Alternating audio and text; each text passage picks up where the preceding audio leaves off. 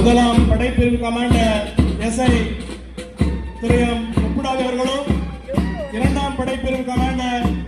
எம்என்எஸ்ஐ செல்வி B வள்ளிச்செல்வி அவர்களும்,